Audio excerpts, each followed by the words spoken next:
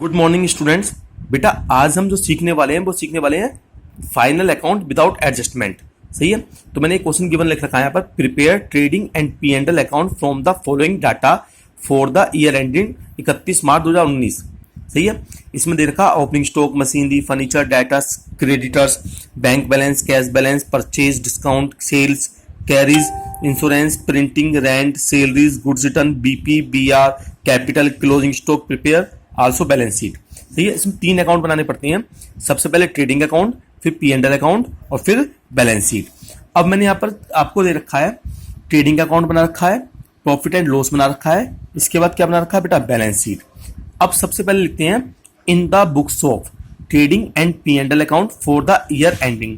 Year ending कौन सा हमारा 31 मार्च 2019। कौन सा 31 मार्च 2019 ये लिख दिया बेटा हमने। तो सबसे पहले लिखते हैं हम ओपनिंग स्टॉक। ट्रेडिंग अकाउंट बनाते वक्त ओपनिंग स्टॉक लिख दिया हमने। क्या लिखा है यहाँ पर, 2 ओपनिंग स्टॉक 3400 रुपए। फिर लिखना है हमें परचेज। परचेज देखो कितना, परचेज कितना 6000 और गुड्स रिटर्न कितना है 200 और 400। ये वाले तो परचेज रिटर्न बोलते हैं और इसे बोलते हैं सेल्स रिटर्न। तो परचेज रिटर्न क्रेडिट होता है, सेल्स रिटर्न डेबिट होता है। तो हमने परचेज में से परचेज रिटर्न घटाना है। To purchase 6000 less purchase return कितना है 400, घटाकर कितना है 5600, है ना। यहाँ लिखा बाई सेल्स। अब बाई सेल्स कितना है इसमें क्वेश्चन में देखो, सेल्स है आपका 11000। तो यहाँ लिखा by sales 11000 less sales return 200, घटाकर आया 10800। अब इसमें 2 आइटम आते हैं बस, एक तो सेल्स और एक क्लोजिंग स्टॉक। क्लोजिंग स्टॉक कितना दे रखा है क्वेश्चन के अंदर, क्लोजिंग स्टॉक सबसे नीचे दिया हुआ है 4000। तो यहाँ पर लिखा हमने बाई क्लोजिंग स्टॉक 4000। तो इन दोनों को ऐड करा 14800 आ गया। इसके बाद हमें डायरेक्ट खर्चे देखने। डायरेक्ट खर्चे कौन कौन से हैं, डायरेक्ट खर्चे सिर्फ आपका कौन सा है, एक कैरीज है बस, है ना, बाकी तो कुछ नहीं है। तो यहाँ लिखा 2 कैरीज। 2 कैरीज कितना है यहाँ पर 260। अब ज्यादा इधर का है टोटल, तो इधर का दोनों तरफ का टोटल कर लिया। ये तीनों आइटम्स घटा दिए इसमें से, तो कितना है 5540। इसको लिखेंगे 2 ग्रोस प्रॉफिट CD। इस ग्रोस प्रॉफिट को बेटा बाई में लिख दिया, है ना। अब इसमें से इनडायरेक्ट एक्सपेंसेस जितने भी हैं वो सब लिखने पड़ेंगे नेट प्रॉफिट में निकालने के लिए, प्रॉफिट एंड लॉस में। तो आपके खर्चे कौन कौन से हैं, discount, insurance, printing, rent, discount, insurance, printing, rent और तो नहीं है सैलरीज। इसके बाद तो कितने खर्चों के 5, discount, insurance, printing, rent, salaries.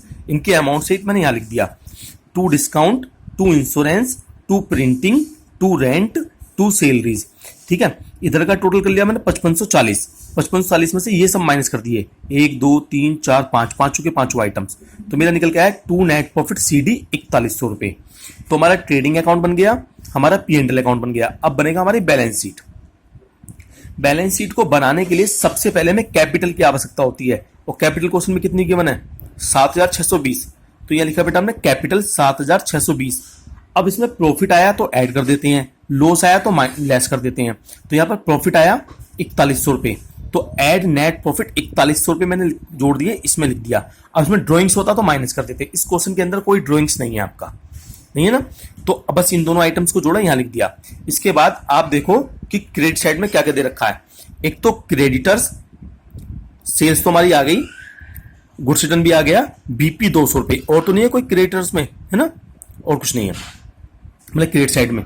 तो आपका आया कैपिटल लिख दिया, यहां पर क्रेडिटर्स लिख दिया और बीपी लिख दिया। इन तीनों आइटम्स को मैंने जोड़ दिया, 20920 आया मेरा। अब डेबिट साइड में जो जो बचा वो सब इसमें लिख देना एसेट साइड में, क्योंकि बैलेंस शीट को 2 भागों में बांटा जाता है, एक लायबिलिटीज और एक एसेट्स। लायबिलिटीज में आएंगी क्रेडिट साइड वाली और एसेट में आएंगी डेबिट साइड वाली।